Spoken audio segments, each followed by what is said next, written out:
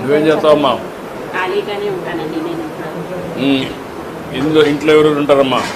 నేను ఒక్కదాన్నే ఉంటానండి. పిల్లలు అబ్బాయికి పెళ్ళి అయిపోయింది, జాబ్ చేసుకుంటున్నాడు. అమ్మాయి కూడా పెళ్ళి అయిపోయి వెళ్ళిపోయింది.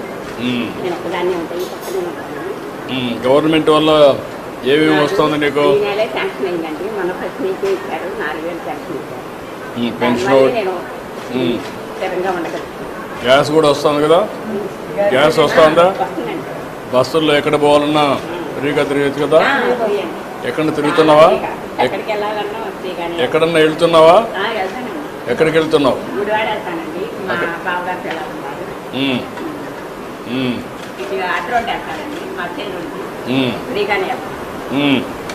మాకు చాలా సంతోషంగా ఉంటుంది. దేవాలయాలకు వెళ్ళలేదా? దేవాలయాలకు ఇంకా వెళ్ళలేదండి. వెళ్ళలేదా గుడికి? ఏదమ్మా? అవునమ్మా.